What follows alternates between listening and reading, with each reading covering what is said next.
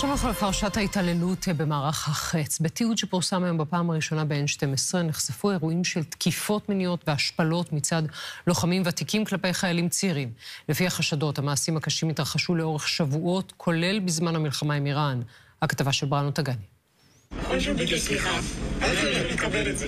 אני חושב שספק אותך.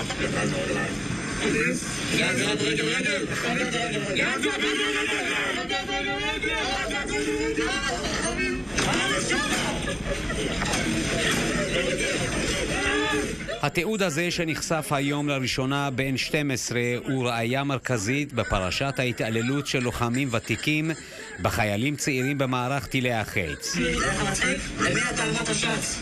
שקט, שקט. משחמר. אתם תראו להגזים אותי? מה זה? לפני כ3 שבועות המשטרה הצבאית עצרה 10 חיילים ממערך טילי החץ בחשדות חמורים של עבירות מין ועבירות אלימות.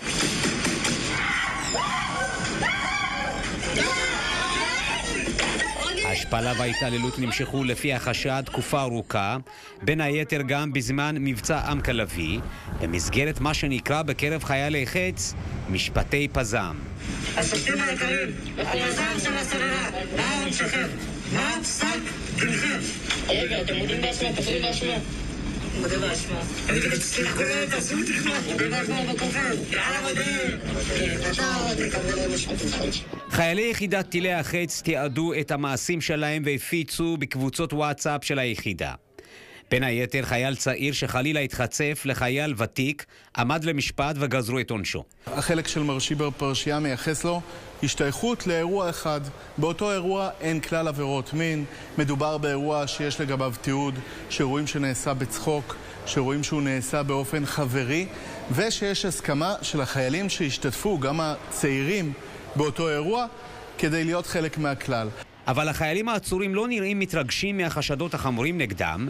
כולם סיפרו בחקירתם שמדובר במשחקי פזם, שכל החיילים ביחידה עברו את זה. החקירה החלה אחרי ששני חיילים מהיחידה שעברו את מסכת ההתעללות הנפשית והפיזית לא יכלו לשתוק יותר. הפרקליטות הצבאית הודיעה לחיילים שבכוונתה להגיש נגדם כתבי אישום כפוף לשימוע.